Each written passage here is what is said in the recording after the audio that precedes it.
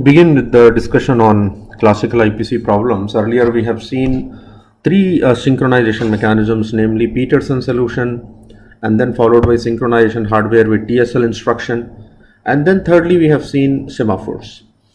So I have described to you semaphores, all right, wherein semaphore is a variable that takes on integral values or integer values. Then I said semaphores are of two types. One is called binary semaphore, the other is called counting semaphore. So now in this topic, which is called classical IPC problems, that means those inter-process communication problems which are considered to be classical. Just like we say classical music, standard music, so like that there are some standard IPC problems. As an application of semaphore, we are going to see how those semaphores can be used for implementation of solving the problems of classical IPC problem. The first problem that we are going to discuss is called producer-consumer problem.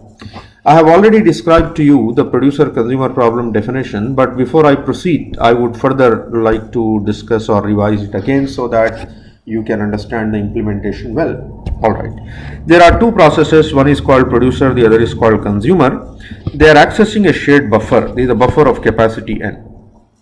That means there are n slots. We said these are slots. These are slots. Each slot can hold a data item. Each slot can hold a data item. Data item could be anything like integer, character, float, or some user defined data type. We don't really care about it. Some data item. So one slot can hold one data item, and then there is a variable called in, by means of which producer will place a data item in the one of the free slot.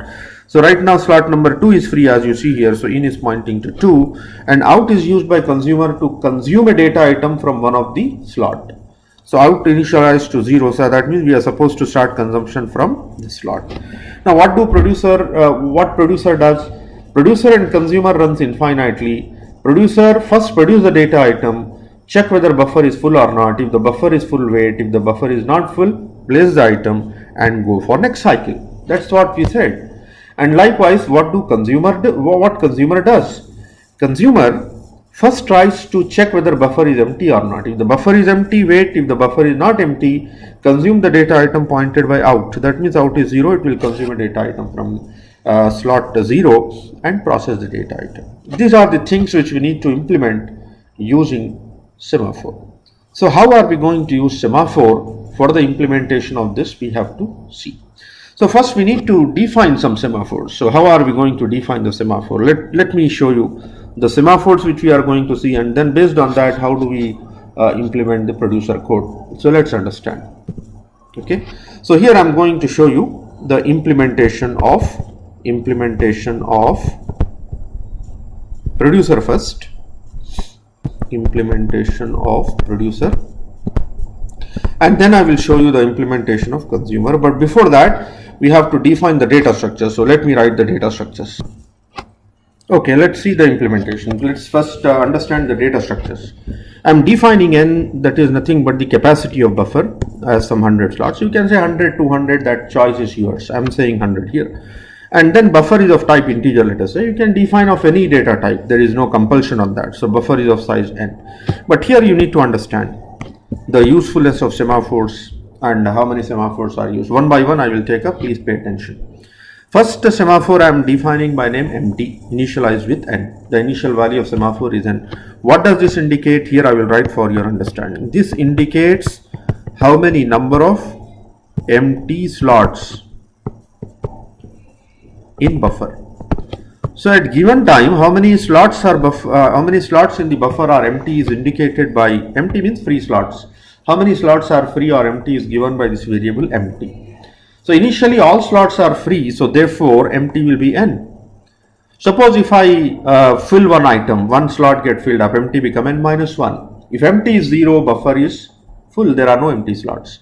So if empty is n, buffer is empty, buffer is totally free, totally empty, and if empty is 0, buffer is full. Likewise, I use another semaphore by name full that indicates. So here I write with a different thing so that you can have clarity and understanding. So what does full indicate? Full indicates the number of full slots. Number of full slots means number of data items. Number of data items.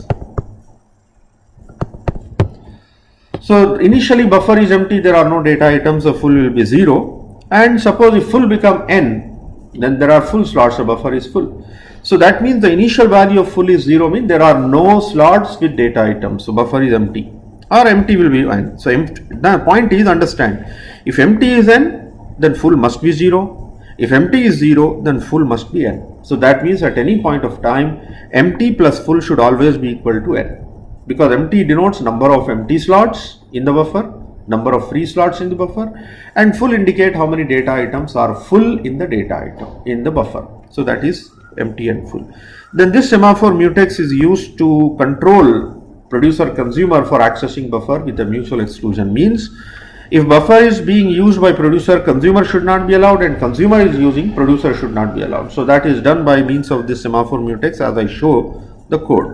Okay. So if mutex is 1, there is nobody in buffer. If mutex is 0, there is somebody in buffer, that is either producer or consumer. So let's see the code of producer using these semaphores. So here is the code. So first I say the life cycle is infinite, do while loop. This is do while loop. It is infinite.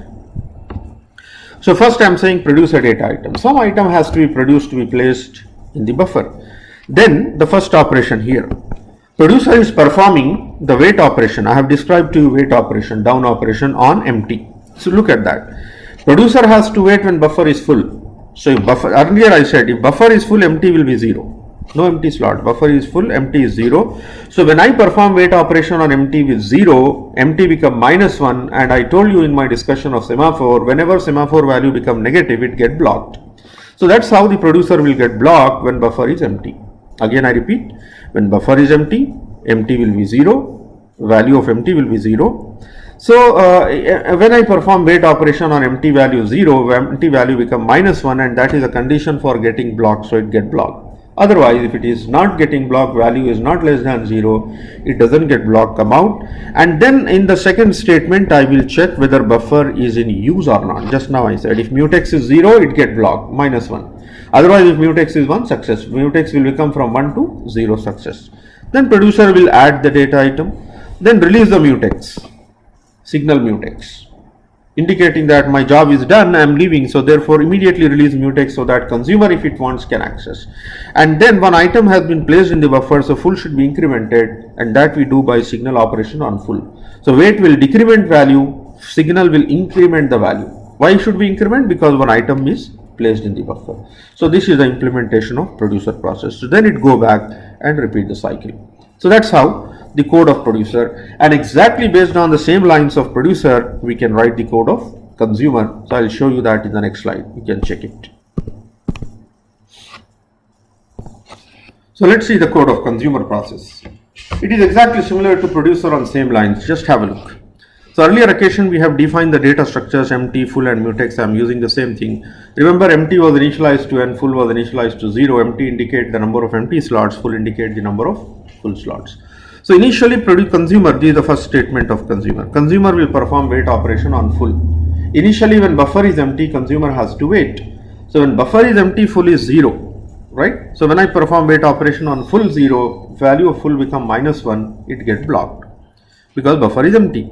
Otherwise, if full is not 0, then consumer doesn't get blocked here. Then it will try to access buffer. So again, it like producer, it perform wait on mutex, just to check whether buffer is in use by producer or not. If it is in use, it will wait. If it is not, then it will access buffer. It will remove an item from buffer, and then it will release the buffer by performing signal operation on mutex. Whenever we perform wait, we perform signal to release the critical section. And then it will signal empty, because one slot has become empty now because we consumed an item. So signal or empty, empty should be incremented by 1, and then we process the item which we have consumed and go for next consumption. So that's the life cycle. So this is what is called the correct implementation of